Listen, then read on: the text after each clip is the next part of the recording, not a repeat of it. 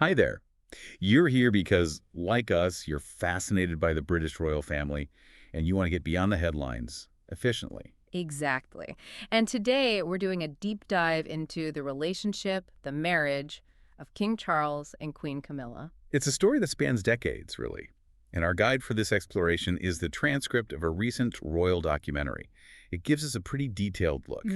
And our mission, if you like, is to unpack all the complexities, the controversies, from how they first got together right through to their marriage and, well, what it all means for the monarchy. Okay, so let's jump right in. Yeah. Where does the documentary start this story?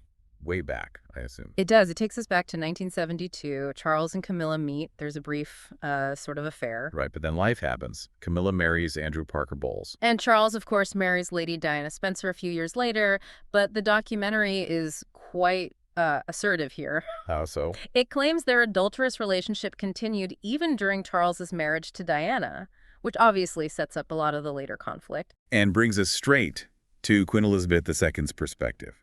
How did she view Camilla initially, according to this source? Well, the documentary paints a picture of really strong disapproval from the Queen. Very strong. Like, actively disliked her. It cites a specific statement, reportedly from 1975, where the Queen apparently said she'd never have Camilla in the same room. So yes, quite active disapproval. Wow.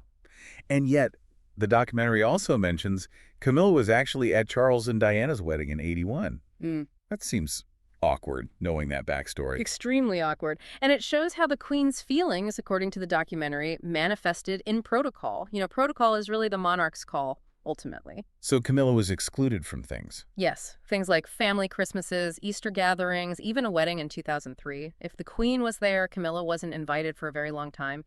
It really underscores the Queen's stance. Okay, so quite a frosty start. But things obviously changed. The documentary must detail how that shift happened, right? When did the Queen start to, fall? It points to the summer of 2004, up at Balmoral, as a kind of turning point. Charles and Camilla had been making more joint public appearances. Right, becoming more visible as a couple. Exactly.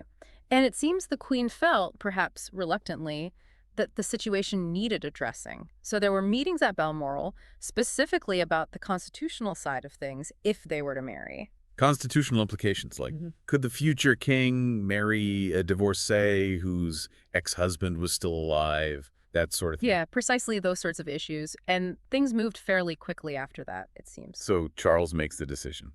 The documentary suggests that by Christmas 2004, Charles had decided he wanted to marry Camilla.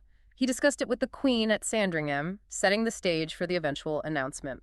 But the documentary doesn't exactly portray the Queen as, suddenly thrilled about this, does it?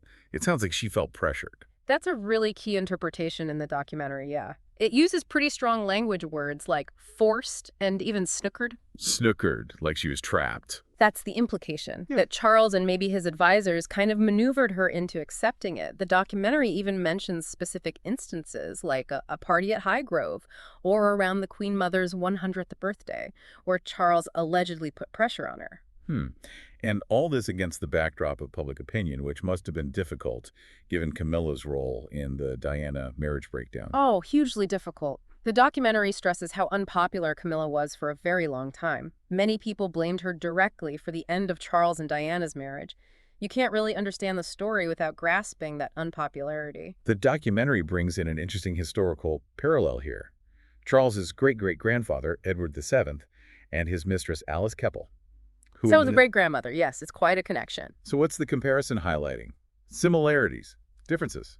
Both, really. Similarities in their role as companions to the heir or king, but big differences in public visibility and the eventual outcome. Alice Keppel was accepted in society, but never queen. And the documentary hints Camilla might have even thought about that connection herself. It does suggest that, as a teenager, Camilla might have sort of fantasized about being a royal mistress like her great-grandmother, but probably never dreamed of becoming Duchess of Cornwall, let alone queen consort. It's quite a thought, isn't it? It really is. But focusing back on Charles, the documentary presents him as the one really driving this, despite all the headwinds. Absolutely. That's a core argument. It depicts Charles as being absolutely set on marrying Camilla, pushing back against courtiers, his mother, even Prince Philip, apparently. His personal determination seems key. Were there any moments that sort of helped them publicly? Little boosts? The documentary mentions Queen Rania of Jordan playing a role, actually. Her encouragement and facilitating that sort of first public kiss. Apparently, that gave them a needed bit of confidence. Small public acceptances mattered. Interesting. Now, after Diana's death in 97, how does the documentary frame Charles's reaction and the public mood? It talks about Charles complaining about a lack of public compassion towards him after Diana died. But the documentary frames this rather critically, suggesting it came across as, well, self-pity, which didn't help his image at a very sensitive time. And then there were efforts to kind of rehabilitate Camilla's image through charity work. Yes, the documentary mentions these quite lavish functions Charles and Camilla hosted, trying to bring in wealthy donors for his charities. And it notes Camilla started wearing more high-end fashion, expensive couture, and significant jewelry. Drawing another parallel with Alice Keppel. Exactly. Who's also known for her style and enjoy the benefits of royal favor. The documentary even speculates that Charles likely made sure Camilla was financially secure, much like Edward II did for Alice Keppel. Of course, the biggest shadow looming over Camilla was always Diana. How does the documentary address that constant comparison? It really emphasizes the scale of the challenge. Diana was globally famous, loved, incredibly photogenic, skilled diplomatically, a very, very high bar to meet. So the goal for Camilla wasn't necessarily to be like Diana. The documentary suggests her aim was more about achieving public acceptance, maybe tolerance. Affection seemed like a distant goal. It acknowledges how hard, maybe impossible it was to be seen as a worthy successor in the public eye. But the PR strategy itself gets some criticism in the documentary, doesn't it? It does. Quite sharp criticism, actually, calling it putting the cart before the horse. Meaning they pushed her forward without really, truly introducing her to the British public first. She remained a bit of an unknown quantity to many, beyond the headlines. And her public activities were maybe different in focus compared to Diana's. The documentary portrays her as perhaps more associated with country pursuits, like hunting, than with a broad portfolio of charities. Her main public role highlighted was with the Osteoporosis Society. Less visible, perhaps. Okay, let's talk practicalities. Her title, for instance. She didn't become Princess of Wales. No, that was a very conscious decision. She became Duchess of Cornwall instead. And the documentary also touches briefly on Charles's income from that duchy and how his finances have sometimes been under scrutiny. And becoming Duchess meant access to royal resources. Yes, with the Queen's eventual permission, things like royal helicopters, planes, the royal train, cars, the whole apparatus. And she started using Buckingham Palace more for hosting charity events for Charles. Buckingham Palace. Yeah. The documentary gives a little peek behind the curtain there. Any interesting details? It mentions the sort of secrets of the palace, how staff handle unwanted gifts, how they try to manage leaks to the press. Leaks happen, though, right? Oh, sure. It recounts that famous story of the reporter who posed as a footman. And found the Queen's breakfast cereal in Tupperware. Exactly. And funnily enough, that detail, instead of being scandalous, seemed to endear her to people, made her seem more normal, relatable. Which ties into another point the documentary makes, how other European royals see the Windsors. Yeah, apparently some European aristocracy view the Windsors as a bit, well, middle class. Their tastes seen as simpler, less grand, perhaps, than some continental royal houses. The Tupperware fits that image, I suppose. And for Camilla, stepping into the Duchess role meant navigating all the royal protocol, like curtsies. Yes, the expectation of curtsies became part of her life as Duchess. The documentary contrasts this with a solo trip she took to Chile before the marriage, where she faced intense paparazzi attention, but without the formal structures of royal life. And with that formality comes security, presumably. A big change. A massive change.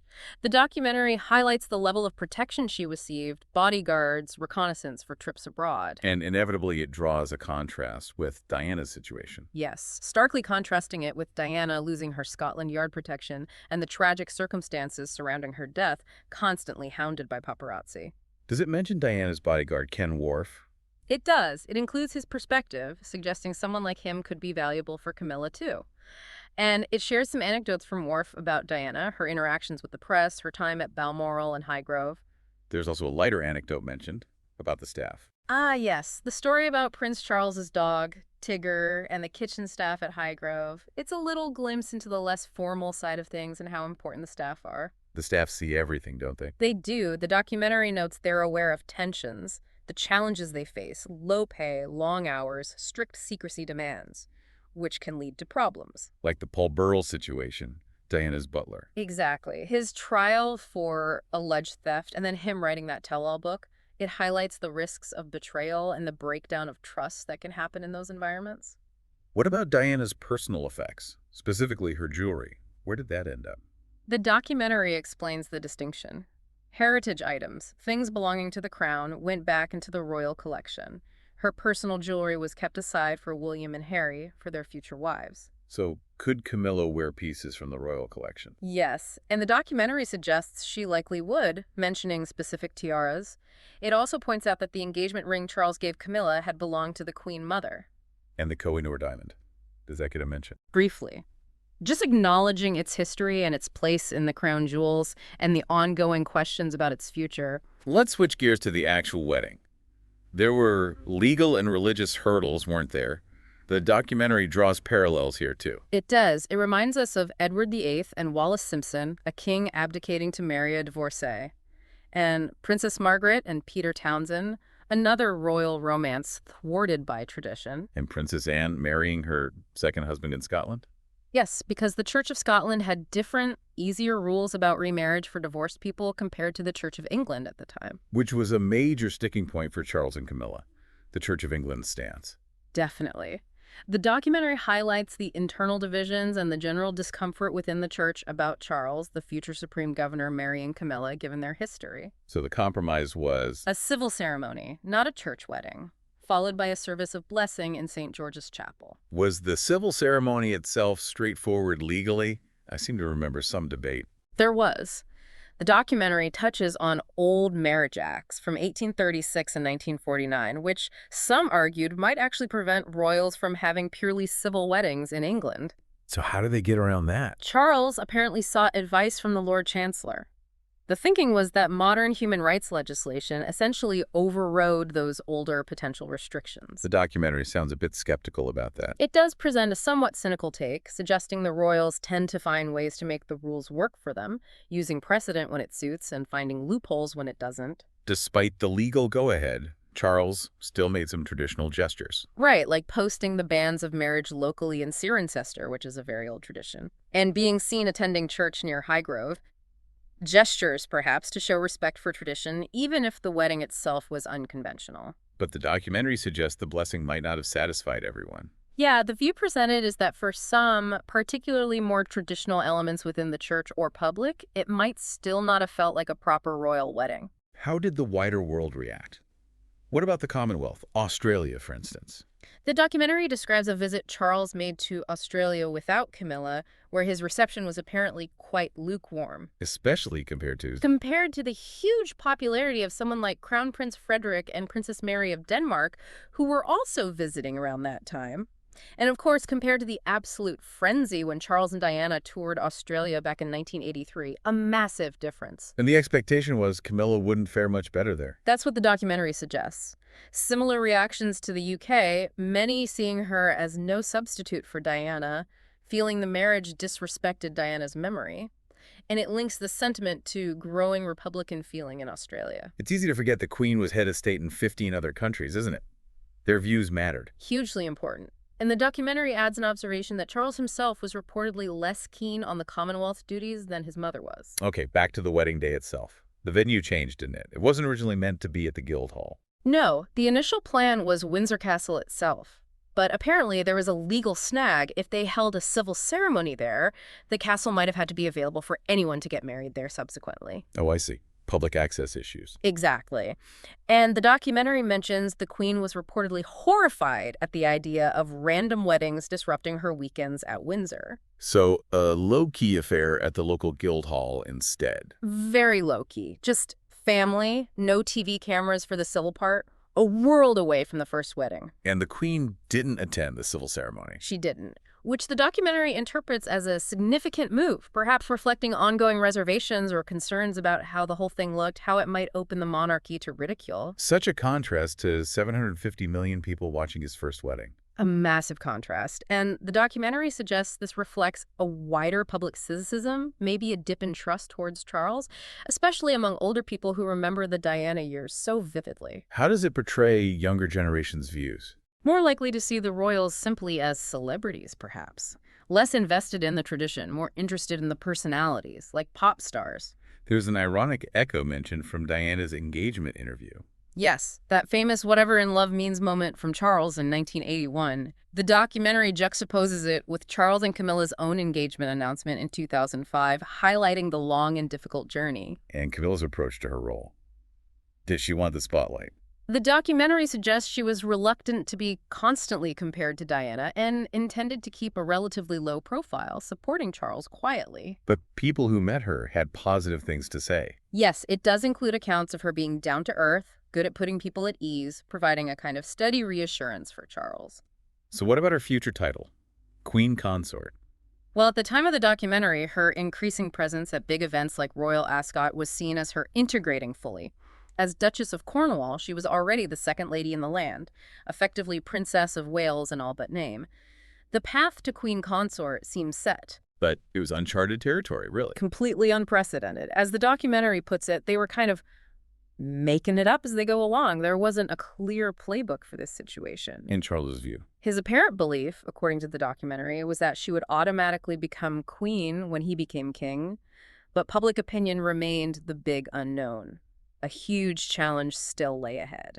So the documentary ends on a questioning note. Very much so. It leaves you pondering whether the monarchy under King Charles and Queen Camilla could really weather the storm, given all the scandal and tragedy that formed the backdrop to their relationship. So wrapping this up, our deep dive into this documentary transcript shows just how long and tangled the path was for Charles and Camilla, full of controversy, shifting views inside the palace and out. And leaving lots of uncertainty about the future, even as they finally married.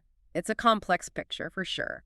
And important to stress again, this perspective comes directly from the documentary we've been discussing today.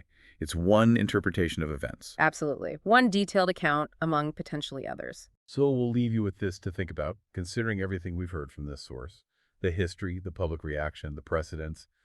What do you think the long-term legacy of Charles and Camilla's marriage will be for the British monarchy? And are there other parts of this story you think need a closer look?